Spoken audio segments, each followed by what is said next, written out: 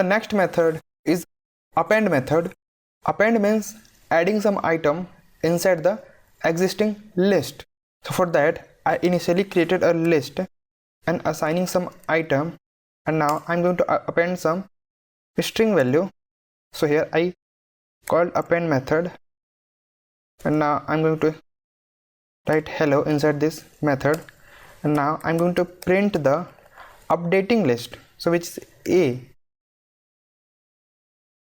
So here we get the result. As you can see, this hello is adding inside this list. So this is all about a append method.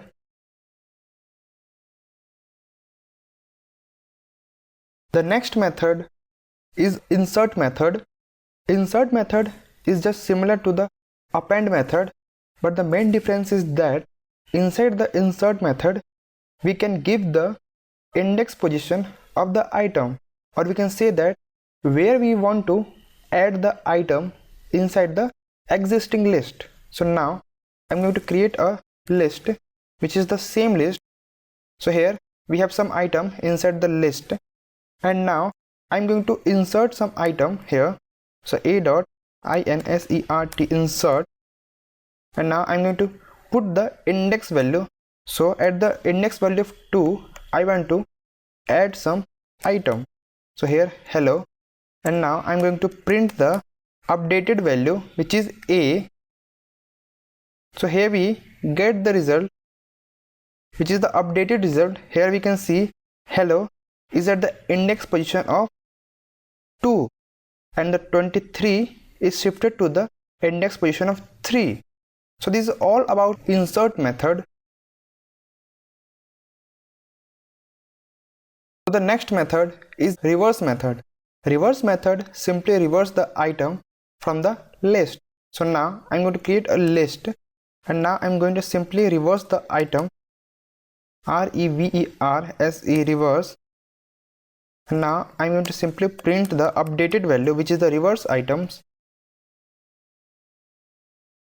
So here we get the result. As we can see, the first index value which is 0 started from 34, and this initial value, the first index value is 167, which means that the items are reversed. So this is all about reverse method. The last method is sort method.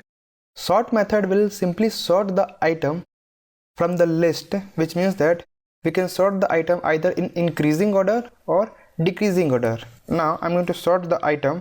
So here I created a list, and now I'm going to simply sort this list. Now I'm going to print the updated list which is A.